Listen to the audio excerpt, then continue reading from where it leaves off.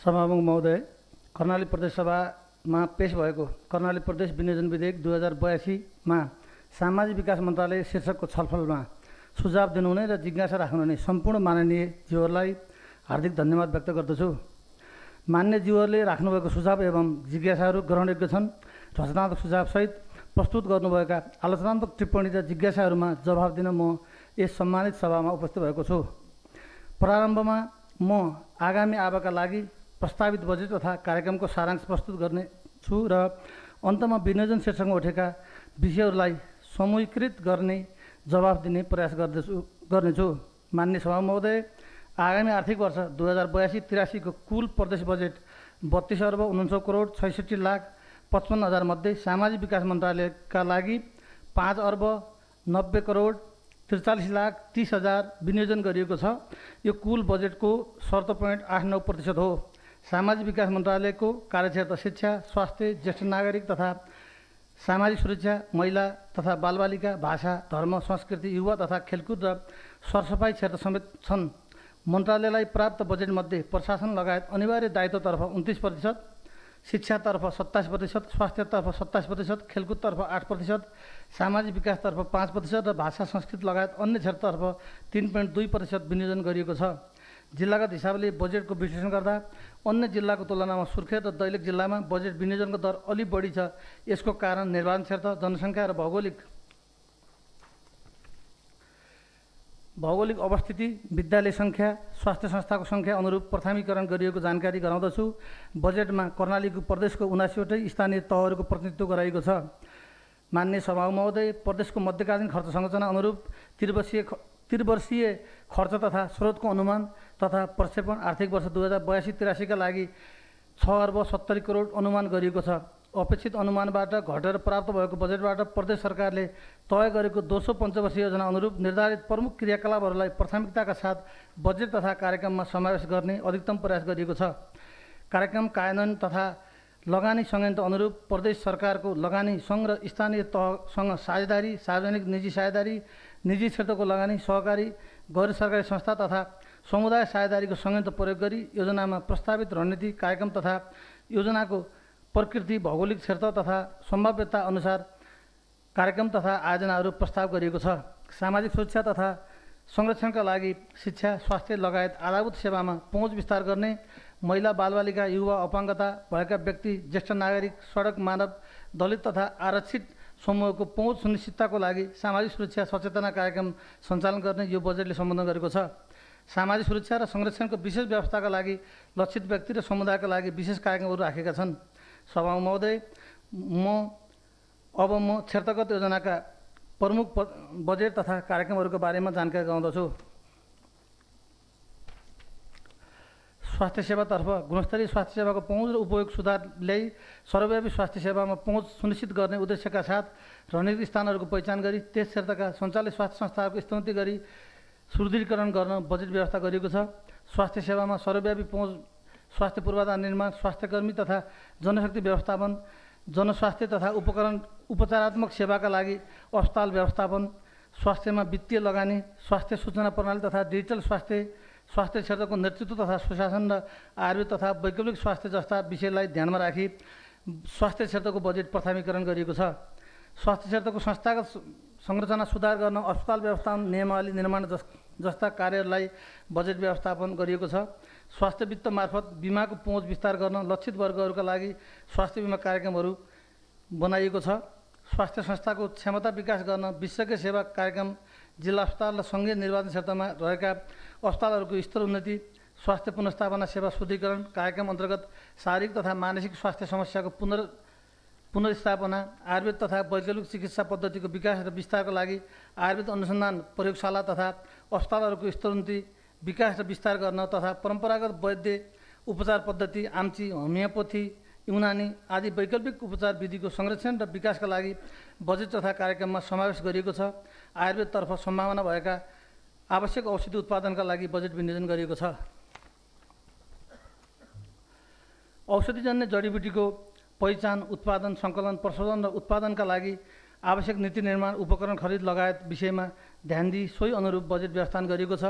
मानसिक स्वास्थ्य तथा मनोसामाजिक परामर्श पूर्ण खोप सुनिश्चित कार्यक्रम, स्वास्थ्य संस्था र अस्पताल व्यवस्थापन प्रणाली सुदृढीकरणका लागि विद्युतीय स्वास्थ्य प्रणाली सम्बन्धी कानुन तर्जुमा तथा एकीकृत स्वास्थ्य व्यवस्थापन सूचना प्रणाली लागू गर्न सोही अनुरूप बजेट व्यवस्थापन भएको छ। रोगीहरूको निगरानी कार्यक्रम अन्तर्गत सर्ने तथा नसर्ने रोगको रोकथाम, नियन्त्रण, निवारण र व्यवस्थापन, स्वास्थ्य प्रवर्धनात्मक तथा प्रतिकारात्मक कार्यक्रम, उच्च हिमाली क्षेत्रमा समग्र स्वास्थ्य सेवा पहुँच कार्यक्रम, अस्पतालजन्य फोहोर र म्याद गुर्जेका औषधि व्यवस्थापन कार्यक्रम, अस्पताल उपकरण व्यवस्थापन कार्यक्रम समावेश गरिएको छ। दोस्रो पञ्चवर्षीय योजनाले तय गरेका स्वास्थ्यतर्फका 17वटै प्रमुख कार्यक्रमहरूलाई प्राथमिकताका साथ सम्बोधन हुने गरी बजेट तथा कार्यक्रम समावेश गरिएको बेहोरा उल्लिखित बुँदाहरूबाट प्रष्ट हुन्छ। खाद्य उत्पादन तथा पहुँचमा सुधार ल्याउन हरित विद्यालय कार्यक्रम, भान्सा सुधार योजना जस्ता कार्यक्रमहरू समावेश गरिएका छन्। यसका साथै कर्णाली प्रदेशको पोषण अवस्थालाई सुधार गरी सामाजिक व्यवहार परिवर्तन नीति तथा संरचनागत सुधार गरी असल खानपान र रैथाने पौष्टिक बाली प्रवर्धनका लागि सचेतनामूलक कार्यक्रम जस्ता रूपान्तरकारी योजनाहरू प्रस्ताव गरिएका छन्। शिक्षा, विज्ञान तथा प्रविधि र मानव पुँजी विकास, प्रदेशको समग्र शैक्षिक अवस्थामा सुधारका लागि आवश्यक नीति र कानुन परिमार्जन, निर्देशिका, कार्यविधि तथा मापदण्ड तर्जुमा गर्ने, शिक्षालाई सिपमूलक, रोजगारीमूलक र जीवन उपयोगी बनाउन शैक्षिक पाठ्यक्रम निर्माण एवं परिमार्जन जस्ता कार्य नीतिगत, कानुनी एवं संरचनागत सुधारका बाटोमा बजेट प्रस्ताव गरिएको छ। शैक्षिक पहुँच विस्तार तथा गुणस्तर सुधार ल्याउन विपन्न पिछडिएको वर्ग र समुदायमा लागि जेहेन्दार तथा विशेष छात्रवृत्ति कार्यक्रम, पढ्दै कमाउँदै शैक्षिक कार्यक्रम, आवासीय विद्यालय स्थापना र सञ्चालन, विशेष कक्षा सञ्चालन गर्न सोही अनुरूप बजेट व्यवस्था गरिएको छ। सूचना तथा सञ्चार प्रविधि विकासका लागि मुख्यमन्त्री डिजिटल विद्यालय शिक्षा कार्यक्रम, उच्च हिमाली तथा दुर्गम स्थानमा सञ्चालन रहेका शैक्षिक संस्थाहरूको क्षमता र गुणस्तर सुधारका लागि कार्यक्रम रहेका छन्। प्राविधिक विद्यालय तथा व्यावसायिक तालिम केन्द्रको विस्तार, संस्थागत सुधार, मनोसामाजिक परामर्शदाता तथा स्वास्थ्य क्लिनिक कार्यक्रम, सार्वजनिक पुस्तकालय, पुस्तकालय स्थापना तथा सञ्चालन व्यवस्थापन कार्यक्रम रहेका छन्। प्रदेशमा शिक्षालाई प्राविधिक सिपयुक्त जनशक्ति तथा सुसंस्कृत मानव पुँजी निर्माण गर्न, शिक्षालाई बढी व्यावहारिक तथा जीवन उपयोगी बनाउने, शैक्षिक सुशासन कायम गर्ने, विश्वविद्यालयलाई विशिष्ट शैक्षिक अनुसन्धान, प्रसार तथा नीति विज्ञान प्रयोगशालाको रूपमा विकास गर्न आवश्यकता अनुरूप बजेट प्रस्ताव गरिएको छ। शिक्षाको क्षमता अभिवृद्धि गर्न प्रोत्साहन र नियमित तालिमको व्यवस्थापन साथै विद्यालयमा रहेका स्रोत कक्षा लगायत शैक्षिक तथा प्राविधिक केन्द्रहरूको विकासका लागि कार्यक्रम प्रस्ताव गरिएको छ। उत्कृष्ट विद्यालय प्रोत्साहन कार्यक्रम र प्रदेशमा रहेका विश्वविद्यालय प्रतिष्ठान तथा अनुसन्धान केन्द्रसँग साझेदारी मार्फत अध्ययन, अनुसन्धान तथा नवप्रवर्धन कार्यका लागि बजेट समावेश गरिएको छ। युवा तथा खेलकुद सकारात्मक रूपान्तरण, युवा खेलकुद तथा सकारात्मक रूपान्तरणका लागि नीति, कानुन तथा संरचनागत विकास गर्दै अध्ययन, अनुसन्धान र सृजनशीलता कार्यक्रमहरूका लागि युवा क्षमता विकास तथा प्रोत्साहन कार्यक्रमहरू समावेश गरिएको छ। खेल पूर्वाधार निर्माण, पर्याप्त संरचना निर्माण गर्न सोही अनुरूप बजेट विनियोजन गरिएको छ। खेलाडी क्षमता विकास तथा व्यावसायिक प्रशिक्षण कार्यक्रम, जनस्वास्थ्यका लागि खेलकुद, व्यायाम र स्वास्थ्य सचेतना कार्यक्रम समावेश गरेका छन्। मानव संसाधन विकास योजना, सिप तथा मानव संसाधन विकास कार्यक्रम, विज्ञान प्रविधि र नवप्रवर्धनका लागि अध्ययन, अनुसन्धान, अभिलेखीकरण जस्ता कार्यक्रमहरू समावेश गरिएका छन्। भाषा, कला, साहित्य तथा सम्पदा, प्राचीन कला, सम्पदा, भाषा र साहित्यको थप अध्ययन, अनुसन्धान गरी संरक्षण, सम्वर्धन र प्रवर्धन गर्न खोजमूलक अध्ययन, अनुसन्धान तथा संरक्षण कार्यक्रम राखिएको छ। लोपोन्मुख भाषा तथा लोप हुने अवस्थामा रहेका ऐतिहासिक, पुरातात्विक तथा सांस्कृतिक महत्त्वका सम्पदाको खोज, अनुसन्धान, पहिचान गरी जीर्णोद्धार, दिगो संरक्षण र विकास गर्ने, मूर्त तथा अमूर्त सम्पदाको अभिलेखीकरण, संरक्षण, सम्वर्धन, दिगो उपयोग र पुस्तान्तरण गर्ने, संस्कृति र परम्पराको पुस्तान्तरण कार्यक्रम जस्ता योजना समावेश गरिएका छन्। योगी नरनाथलाई राष्ट्रिय विभूति घोषणाका लागि पहल गर्ने नीति तथा कार्यक्रम बमोजिम योगीका पुस्तकहरू सङ्कलन र डिजिटलाइजेसनका लागि प्रदेश सङ्ग्रहालय तथा अभिलेखालय मार्फत कार्यान्वयन हुने गरी बजेट व्यवस्थापन गरिएको छ। महोदय, महिला सशक्तिकरण तथा लैङ्गिक समानता र बालबालिका, महिला उद्यमशीलता र स्वरोजगार विकास कार्यक्रम, महिला नेतृत्व विकास तथा सशक्तिकरण कार्यक्रम, हानिकारक सामाजिक अभ्यास न्यूनीकरण कार्यक्रम, घरेलु लैङ्गिक हिंसा रोकथाम र पुनर्स्थापना कार्यक्रम, लैङ्गिक तथा यौनिक अल्पसङ्ख्यकको सशक्तिकरण र सुरक्षा कार्यक्रम जस्ता रूपान्तरणकारी रणनीति बमोजिमका कार्यक्रमहरू प्रस्ताव गरिएको छ। बालविवाह, बाल हिंसा र अन्य जोखिमहरू अन्त्य गर्न अनाथ, अपाङ्गता भएका, विपद र महामारीबाट प्रभावित तथा द्वन्द्व प्रभावित बालबालिकाहरूको संरक्षण र पुनर्स्थापनाका लागि कार्यक्रम प्रस्ताव गरिएको छ। बाल स्वास्थ्य पोषण र विशेष स्याहार कार्यक्रम, बालबालिका किशोर किशोरी शिक्षा प्रतिभा पहिचान र प्रोत्साहन कार्यक्रम, बालबालिका तथा किशोर किशोरी अधिकार संरक्षण तथा सहायता कार्यक्रमहरू समावेश गरिएका छन्। सामाजिक समावेशीकरण तथा संरचनागत रूपान्तरण र दलित सशक्तिकरण, दलित समस्या समाधानका लागि दलित समुदाय सशक्तिकरण यहाँलाई प्रभावकारी कार्यान्वयनमा लिँदै व्यावसायिक सिप तथा उद्यमशीलता विकास, वित्तीय पहुँच सहित रोजगारी र जीविकोपार्जन कार्यक्रमहरू समावेश गरी दलित सशक्तिकरण, दलित महिला विकास कार्यक्रम र उच्च तथा प्राविधिक शिक्षामा दलित छात्रवृत्ति कार्यक्रमहरूलाई समावेश गरिएका छन्। सामाजिक समावेशीकरणका सवाललाई सम्बोधन गर्न संरचनागत सुधार गर्दै आर्थिक सशक्तिकरणका लागि उद्यमशीलता विकास कार्यक्रम, ज्येष्ठ नागरिक कल्याण तथा संरक्षण कार्यक्रम, अपाङ्ग भएका व्यक्तिहरूको सेवा तथा विकास प्रक्रियामा पहुँच अभिवृद्धि तथा सशक्तिकरण र सहयोगपछि मानव संरक्षण तथा व्यवस्थापन कार्यक्रमहरू समावेश गरिएका छन्। मान्य सभामुख महोदय, अब म मान्यज्यूहरूले राख्नुभएका जिज्ञासाहरूको जवाफ प्रस्तुत गर्दछु। मान्यज्यूहरूले विगतमा भएका सम्झौता कार्यान्वयन नभएको सम्बन्धमा जिज्ञासा राख्नुभएको छ। यस विषयमा सामाजिक विकास मन्त्रालयबाट भवन निर्माणतर्फ 30 लाखभन्दा मुनिका योजना नपरेको प्रश्न पार्दछु। बजेट किताबमा प्रस्तुत भएका 15 लाख योजनाहरू भवन निर्माण तथा खेलकुद अथवा भवन निर्माण तथा पूर्वाधार निर्माण वा भवन निर्माण तथा घेरबार जस्ता शीर्षक जोडिएका केही योजनाहरूमा 15 लाख विनियोजन गरिएको छ।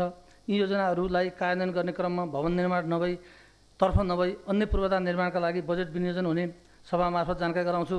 मान्यज्यूहरूले निर्वाचन क्षेत्र विशेष वा एक पालिका एक नमुना विद्यालय कार्यक्रमहरू समावेश नभएको गुनासो राख्नुभएको छ। यसतर्फ मन्त्रालयको ध्यान केन्द्रित भएको बेहोरा जानकारी गराउँछु।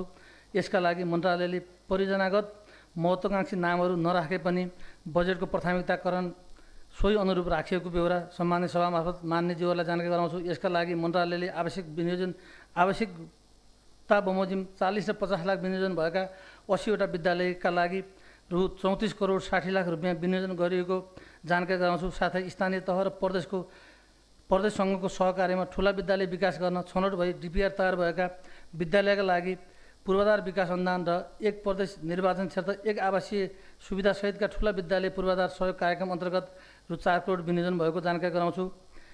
यस वर्ष सरकारले बजेट निर्माण गर्ने क्रममा योजना छनौट कार्यविधि बमोजिम बजेट कार्यक्रम तय गरेको छ। यसकै प्रारम्भमै जिल्लास्थित ज्येष्ठ मान्यज्यूहरूको अध्यक्षतामा योजना छनौट समितिले सिफारिस गरेका योजनाहरू मार्फत योजना ब्याङ्कमा इन्ट्री भएका छन्। त्यसमध्येबाटै मन्त्रालयले योजना छनौट गरेको छ। यसबाट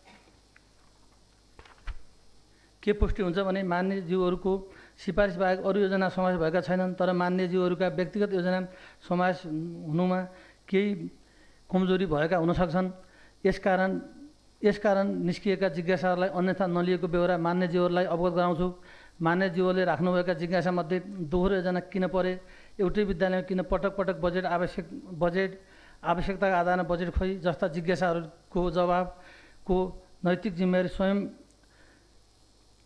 मान्यज्यूहरूले पनि लिनुपर्ने म ठान्दछु। यो योजना ब्याङ्कमा प्रविष्ट भएका योजना बाहेकका कुनै पनि योजना समावेश भएका छैनन् भने त्यसको सम्पूर्ण जिम्मेवारी विभागीय मन्त्रीको हिसाबले म लिन तयार भएको कुरा अवगत गराउँदछु। आर्थिक मामिला तथा योजना मन्त्रालयद्वारा प्राप्त बजेट सिलिङका आधारमा मन्त्रालयका मातहतका कार्यालयहरूलाई सोही अनुरूप बजेट सिलिङ दिएको बारे मान्यज्यूहरूलाई जानकारी गराउँछु। तपाईँहरूले भने जस्तो कार्यालयहरूलाई गुमराहमा राखेर बजेट नल्याएको कुरा प्रश्न पार्न चाहन्छु। विद्यालयहरूमा दोहोरो योजना परेको सम्बन्धमा मन्त्रालय र मान्यज्यूहरूको बजेट एउटै स्थानबाट प्राथमिकतामा पर्दा दोहोरो पर्न गएको हो। आवश्यकता र प्रारम्भिक रिपोर्टका आधारमा बजेट कार्यान्वयन गरिने बेहोरा सम्मान्य सभा मार्फत अवगत गराउँछु। अख्तियारमा मुद्दा परेको विद्यालयमा बजेट विनियोजन गरिएको भन्ने बारेमा अख्तियारमा मुद्दा पर्दैमा अरू योजना पठाउन नमिल्ने भन्ने त हुँदैन होला। तथापि मान्यज्यूहरूकै सहभागितामा बसेको जिल्लास्थित छनौट समितिबाट छनौट भई सिफारिस गरिएको योजनाहरू मध्येबाटै बजेट विनियोजन गरिएको हुँदा यसको जवाफमा कार्यान्वयनका क्रममा जिल्ला कार्यालयहरूलाई जवाफदेही बनाउने कुरा यहाँहरूलाई जानकारी गराउन चाहन्छु। कालीकोटको एक विद्यालयमा सङ्घीय सरकारद्वारा 3 करोड विनियोजन भएकोमा प्रदेश सरकारबाट किन भन्ने विषयमा यसबाट सङ्घीय बजेट विनियोजन भएको जानकारी मन्त्रालयलाई प्राप्त नभएकाले दोहोरो पर्न गएको जानकारी गराउँछु। मान्य सभामुख महोदय, पढ्दै सिक्दै कमाउँदै कार्यक्रम अन्तर्गत औद्योगिक परिक्षार्थी जस्ता कार्यक्रम समावेश गरिएका छन्। कालीकोटको तिला बहुमुखी क्याम्पस कालीकोटको कर्णाली बहुमुखी क्याम्पसको लागि बजेट विनियोजन नगरिएको सम्बन्धमा उक्त क्याम्पस मध्यपश्चिम विश्वविद्यालयको आङ्गिक क्याम्पस भएको र सङ्घीय सरकारबाट अनुदान प्राप्त गर्ने हुँदा प्रदेश सरकारले सामुदायिक क्याम्पसहरूका लागि मात्रै अनुदान प्रदान गर्ने नीति अनुरूप छुट हुन गएको जानकारी गराउँदछु। कर्णाली प्रदेशमा रहेका सामुदायिक क्याम्पसहरू 35वटा भएको कुरा पनि जानकारी गराउन चाहन्छु। हुम्ला 1 क मा रहेको आवासीय विद्यालयको अधुरो संरचना निर्माणका लागि बजेट नभएको मान्य ज्यूको गुनासो थियो। यसका लागि अधुरो पूर्वाधार निर्माणका लागि एकमुष्ट राखिएको बजेट मार्फत सम्बोधन गर्ने हुने अपेक्षा गर्दछु। पुँजीगत भन्दा चालुतर्फको बजेट बढी भएको बारे मान्य ज्यूले जिज्ञासा राख्नुभएको थियो। सामाजिक विकास मन्त्रालय र मातहतमा रहेका कर्मचारीको दरबन्दी अनुसार प्रदान गरिने तलब भत्ता, प्रोत्साहन भत्ता, 29वटा खर्च बिन्दुहरूको अनिवार्य दायित्व लगायतका विषयका कारण चालुतर्फको बजेट स्वाभाविक बढ्ने भएकाले पुँजीगत बजेट कम भएको जानकारी गराउँछु। कर्णाली प्रदेश सरकारमा रहेको 1175वटा दरबन्दी सामाजिक विकास मन्त्रालय अन्तर्गत रहेको कुरा पनि मान्य ज्यूलाई जानकारी गराउन चाहन्छु। मान्य सन्तोष साईज्यूले विद्यालय पूर्वाधार सुधार कार्यक्रम अन्तर्गत चालु आर्थिक वर्षमा कार्यान्वयन भएको बजेटका सम्बन्धमा प्रश्न उठाउनु भएको थियो। यस सम्बन्धमा उक्त बजेट शीर्षक नै पूर्वाधार निर्माणतर्फ भएको कुरा मान्य ज्यूको माग गरे बमोजिम मेसिनरी उपकरण खरिद गर्न नमिल्ने हुँदा विद्यालय व्यवस्थापन समितिको निर्णय बमोजिम पूर्वाधार निर्माणतर्फ कार्य भएको स्पष्ट पार्दछु। धार्मिक तथा परम्परागत विद्यालयहरूको स्थिति सम्बन्धी अध्ययन गर्दा सामाजिक विकास मन्त्रालयले कार्यदल निर्माण गरी गहन अध्ययन गरेको थियो। त्यसबाट प्राप्त सुझावहरूका आधारमा विद्यालयहरूलाई आवश्यकता अनुसार बजेट विनियोजन गरिएको छ। मान्य ज्यूले व्यक्त गर्नुभएको चासोप्रति धन्यवाद व्यक्त गर्दछु। मान्य सन्तोष साईज्यूले वीरेन्द्रनगर स्थित बाल मन्दिर खानेपानी समस्या उठान गर्नुभएको थियो। यसका लागि अहिले बाल मन्दिर विद्यालय स्थानान्तरण पूर्वाधार निर्माणका लागि रु 30 लाख विनियोजन गरिएको छ। साथै उक्त बाल मन्दिर विद्यालय नेपालको पुरानो संस्था पनि भएको र सो वीरेन्द्रनगर नगरपालिकासँगै रहेको र सोको विषयमा केही जिज्ञासाहरू पनि उठिरहेको कुरा जानकारी गराउन चाहन्छु। मान्य सभा महोदय, बजेट विनियोजन तथा योजनाको प्राथमिकरण गर्ने क्रममा प्रदेश सरकार योजना आयोगको दोस्रो पञ्चवर्षीय योजना र मध्यकालीन खर्च संरचना, दिगो विकास लक्ष्य लगायतलाई मध्यनजर गर्दै सोही अनुरूप निर्धारण गरिएको हुँदा निर्धारित सूचाङ्क अनुरूप बजेट विनियोजन भएको दाबी गर्न सकिन्छ। सामुदायिक स्वास्थ्य केन्द्रहरूका लागि स्थानीय तह मार्फत वित्तीय हस्तान्तरणका माध्यमबाट बजेट विनियोजन गरिएको छ। 3वटा स्वास्थ्य विज्ञान प्रतिष्ठान किन चाहियो भन्ने बारे मान्य ज्यूको प्रश्नमा जुम्लाले दिइरहेको सेवा र सुर्खेतका लागि थप स्वास्थ्य सेवाको गुणस्तर वृद्धिका लागि स्वास्थ्य विज्ञान प्रतिष्ठान आवश्यक रहेको देखिन्छ। सुर्खेत मेडिकल कलेज र जुम्ला स्थित प्रतिष्ठान सङ्घीय सरकारद्वारा सञ्चालन हुने र सङ्घीय सरकारले नै सञ्चालन गरेको अवस्था छ र सुर्खेत मेडिकल कलेज पूर्वाधार कार्यालय सङ्घीय सरकारको भएकोले चाहे अनुसार सुधार हुन नसकिरहेको अवस्था छ। प्रदेश सरकारकै प्रतिष्ठान सञ्चालन हुन उपयुक्त ठानिएकोले यो कार्यक्रममा समावेश गरिएको हो। स्वास्थ्य सेवामा नागरिकको पहुँच अभिवृद्धि गर्न रणनीतिक स्थानहरूको पहिचान गरी त्यस क्षेत्रमा रहेका स्वास्थ्य संस्थाहरूको गुणस्तर वृद्धि गर्न आवश्यक बजेट विनियोजन गरिएको छ। क्यान्सर पीडितहरूको उपचारका लागि 1 करोड विनियोजन भएको छ। यसका साथै जिल्लास्थित कार्यालयहरूमा सहायताका लागि बजेट व्यवस्थापन गरिएको छ। स्वास्थ्यतर्फ भौतिक संरचना निर्माण हुन सकेनन् भन्ने मान्य ज्यूहरूको जिज्ञासा रहेको थियो। यस सम्बन्धमा हुम्ला, सल्यान, रुकुम पश्चिम र दैलेख जिल्ला अस्पतालहरू निर्माणको चरणमा रहेका छन्। डोल्पा, जाजरकोट र मुगुमा संरचना निर्माण भइसकेको सेवा सञ्चालन भइरहेको छ। आवश्यकता बमोजिम थप पूर्वाधार निर्माणका लागि बजेट विनियोजन गरिएको छ। पोषण कार्यक्रमका लागि विभिन्न निकायहरूबाट खर्च हुने गरी 8 करोड 29 लाख बजेट विनियोजन गरिएको छ। सुत्केरी कार्यक्रमका लागि 2 करोड 23 लाख विनियोजन गरिएको छ। राष्ट्रिय खेलकुद प्रतियोगिता सञ्चालनका लागि आवश्यक पूर्वाधार निर्माण गर्न एकमुष्ट 9 करोड बजेट विनियोजन भएकोमा आवश्यकताका आधारमा थप कार्यहरू गरिने जानकारी गराउँदछु। चिसाबानी रङ्गशाला र चौरजाली रङ्गशाला निर्माण कार्य ठेक्का प्रक्रिया भई सदस्य सचिव नियुक्तिका कारण कायम हुन नसकेको हो। विद्यमान खेलकुद ऐनमा सदस्य सचिवको सेवा सुविधा नतोकिएको हुँदा सदस्य सचिव नियुक्ति गर्न नैतिक कठिनाइ परेको हुँदा मन्त्रालयकै उपसचिवलाई जिम्मेवारी तोकिएको थियो। यस सम्बन्धमा सम्मानित उच्च अदालत सुर्खेतमा रिट दायर भए पश्चात प्राप्त अन्तरिम आदेशपछि ती सबै प्रक्रिया रोकिएको बेहोरा अवगत गराउँदछु। साथै डोल्पाको धो रङ्गशालाका लागि समयमा जग्गा प्राप्ति नभएका कारण ढिलाइ भएको जानकारी गराउँदछु। हुम्लामा हक्की खेल मैदान निर्माणका लागि बजेट नभएको भन्ने थियो। यस सम्बन्धमा गत वर्षहरूमा निर्माण भई रु 22 लाख ठेक्का मार्फत र रु 30 लाख उपभोक्ता समिति मार्फत गरी 52 लाख भुक्तानी हुन बाँकी रहेको कुरा मन्त्रालयलाई पूर्ण जानकारी छ। यस दायित्वलाई भुक्तानी गर्दै पुनः आवश्यकता बमोजिम संरचना निर्माणका लागि बजेट सम्बोधन हुने कुरा जानकारी गराउँदछु। लैङ्गिक सशक्तिकरणका लागि मन्त्रालयले रु 59 लाख विनियोजन गरेको छ भने मानव विकासका लागि निर्मित सचेतनामूलक प्रचार प्रसार सामग्री निर्माणका लागि रु 1,58,51,000 विनियोजन गरेको छ।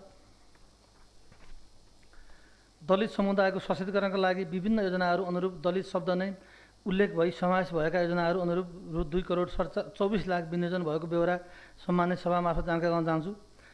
सम्मानित सभामुख महोदय, प्रस्तुत मेरो भनाइबाट मान्य ज्यूहरूले राख्नुभएको जिज्ञासा तथा सुझावहरूको सम्बोधन गरिएको छ भन्ने लागेको छ।